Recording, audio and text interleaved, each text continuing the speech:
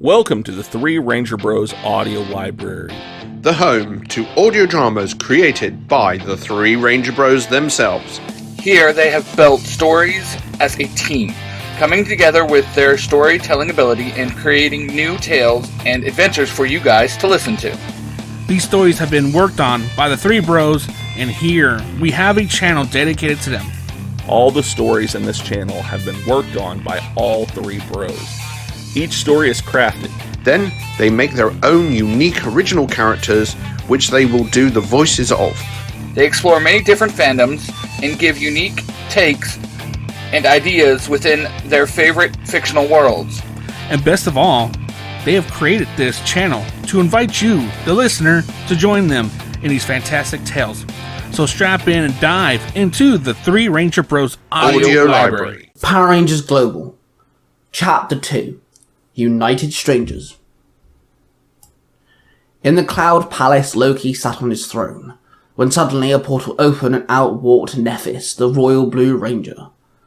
"Took you long enough," Loki barked.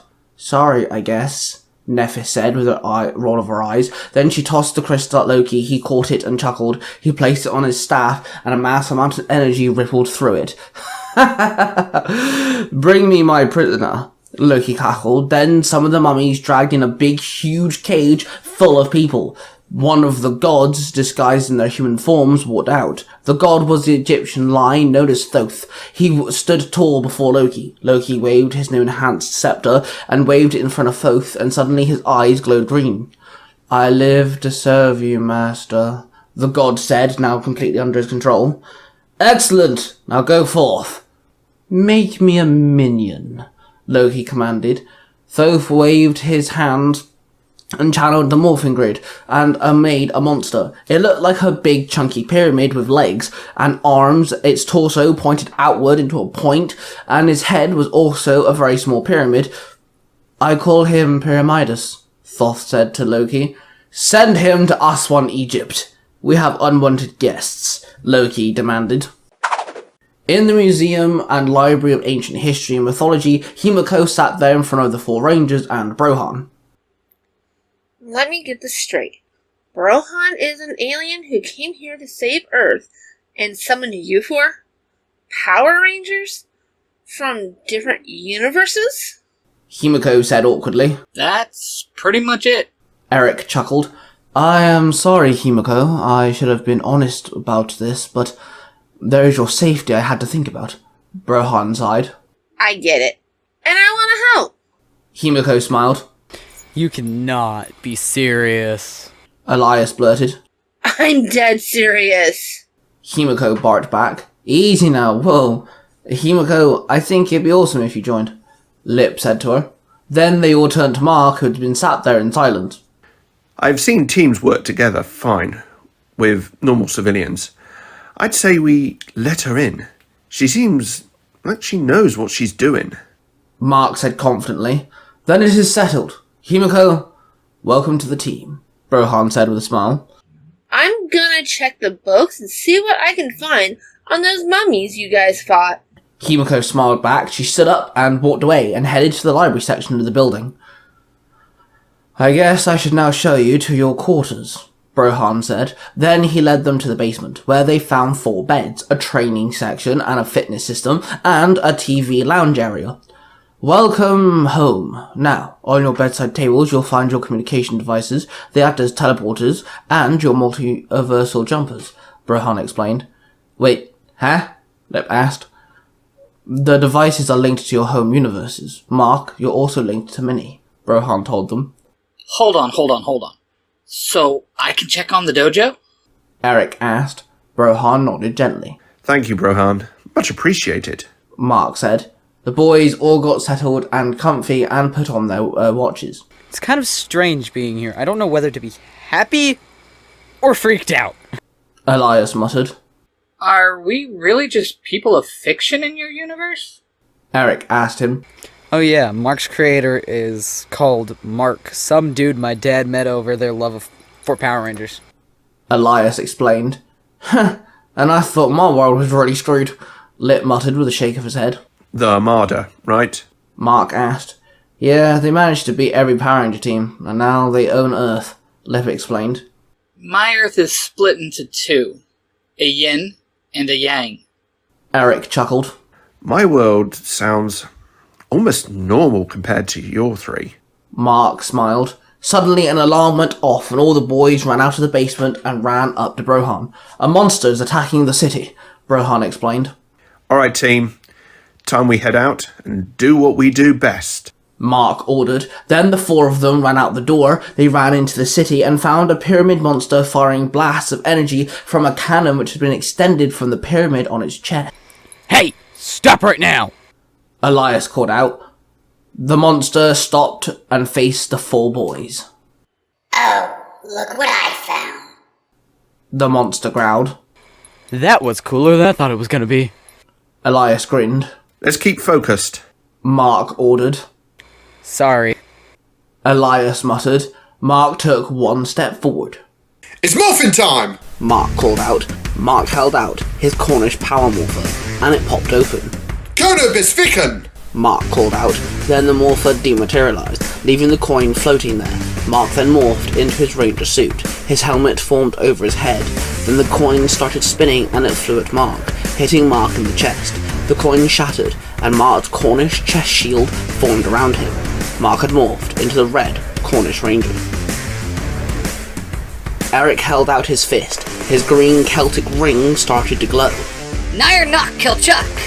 Eric called out. Then he held up his fist into the air and suddenly a Celtic rune formed above him. He then lowered his arm and the rune lowered itself down and it phased over Eric, his ranger suit forming over him as the rune descended down. As the rune touched the ground, it vanished.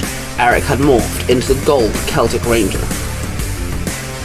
Elias pulled off his necklace and crushed the crystal in his hand. The energy that came from the crystal formed into a sword sheathed in its shield.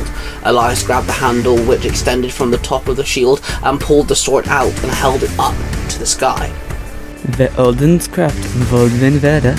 Elias called out. Then the blue energy seeped out of its blade and it formed around him. Then the energy formed into his ranger suit. His horns grew from his helmet as he sheathed his sword. Elias had morphed into the blue Viking Ranger. Lip held out his arm. Ra appeared behind him and sunk his talons into his forearm. White veins rippled through his wrist and a wristbound morpher appeared in the shape of a falcon head. Lip then held out his black crystal scarab, its wings opened and the key extended. He then opened the falcon's mouth and placed the key inside and then closed the mouth down. Capra! Lip called out. Then the falcon eyes started to glow and the energy wave pulsed from his morpher and it wrapped around Lip's entire body, forming into his ranger suit. Ra, the god of the sun, then merged into Lip's body and his helmet formed around his head. Lip had morphed into the white Egyptian Ranger of Ra. The four rangers ran at the monster. The red Cornish Ranger swung his power sword and hit the monster, but his sword just bounced off of it. He stumbled back. Then the Ranger of Ra landed behind the monster and slashed him with his claws several times, but the monster just wasn't phased. Then the monster turned around and swung his big chunky fist, hitting the Ranger of Ra, knocking him back. The gold Celtic Ranger tried to trip up the monster, but failed. Then Pyramidas grabbed the gold Celtic Ranger, picked him up, and fired his chest cannon, hitting the Celtic Ranger point blank, sending him flying back, crashing on the ground. The blue Viking Ranger bashed Pyramidas with his shield and swung his sword, but the monster just stumbled backwards, and then he stomped his foot and sent a shockwave through the ground, which made the Viking Ranger stagger back. Then Pyramidas fired its cannon, hitting the Viking Ranger. He managed to defend himself, but the impact of the attack made him slide backwards. I shall see you next time, Rangers. Pyramidas chuckled, then its arms started to glow, and pyramid-like blocks flew out of them and struck down all four rangers at the same time, knocking them off their feet. Then the monster teleported away.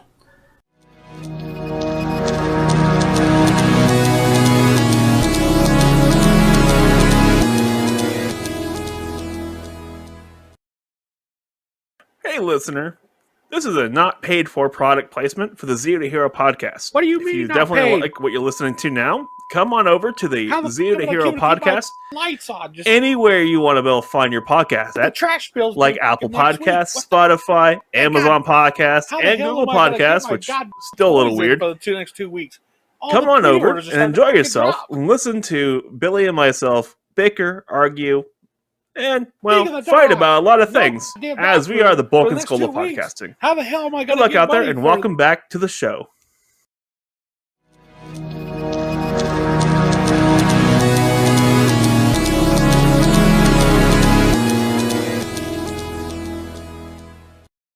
The four rangers stood up and all demorphed.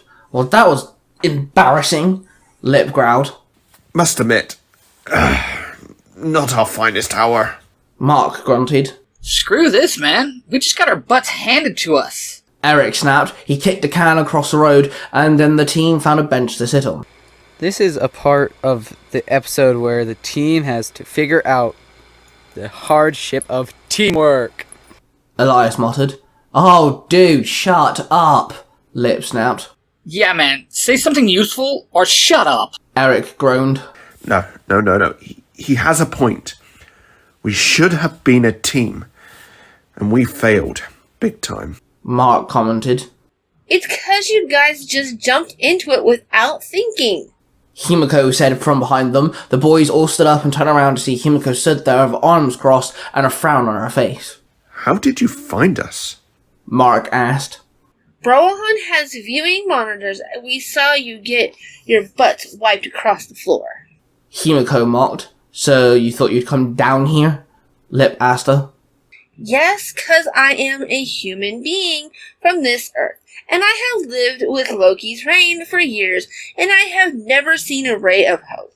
Nothing to look at and say, yes, we could win this war, until this morning, when I got told about the Power Rangers.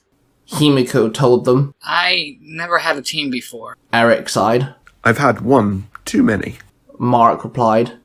I've never had friends before, Lip muttered. I spent my entire life listening to stories about rangers. I always said if I could become one, I would do something spectacular. Elias told them. Guys, I'm willing to do this. Mark said, placing his hands on Eric and Lip's shoulders. Yeah, I'm down. Mark, you're our leader. You've got to lead us, Lip told him. I agree. Eric nodded. Let's give this another try. Elias grinned. The four boys nodded, then suddenly the communicators started beeping. Rangers! Another attack from the pyramid monster. He's attacking nearby, Brohan told them. Thanks, Brohan.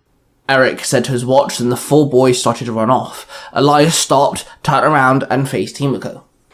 You know, usually in the story, the wise helper usually becomes a ranger. Shame you ain't one, huh?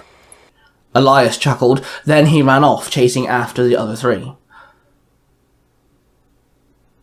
The four boys arrived to see Pyramidas, blasting buildings. Round 2, is it, Rangers? Pyramidas barked with glee. The four boys all looked at each other and nodded, then they all morphed once again. Now what are we going to do, oh faithful leader? The Ranger of Ra asked. Okay, we keep him distracted. His armor is tough, but he has a weak spot. That cannon. Eric, that is where you come in.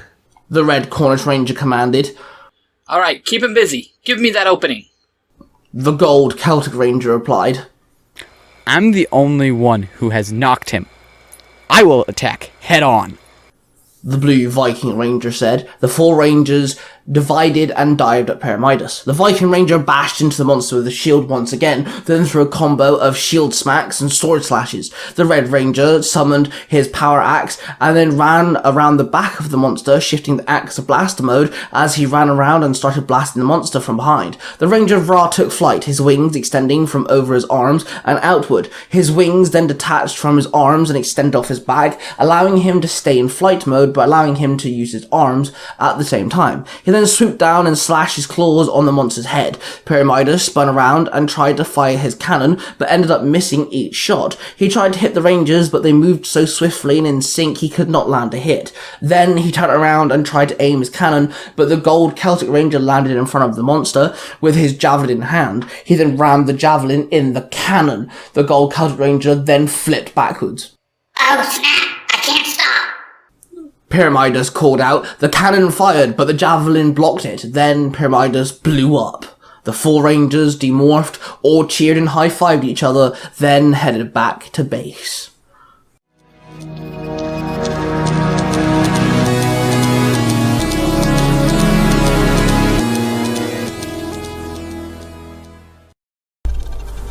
My name is William Cranston. I know, you know that name pretty well if you're a Power Rangers fan. Well, my job is to sit in the land of that time and space, viewing different universes and hand-picking unique potential Rangers for a quest. I am looking for champions. Now, I've already picked some of them. The Power Rangers Future Foundation. The Power Rangers Magnificent Megaforce. Hell, I'm even considering Power Rangers Cyberforce V2. But, if you want to know how I acquire these champions, the steps I take to make sure that these champions do exactly what I need them to do to get to the point where I need them at, if you want to know every inkling, all the backstory, then come listen to the Diaries of William Cranston on the Tiger Tales The Lost Stories YouTube channel.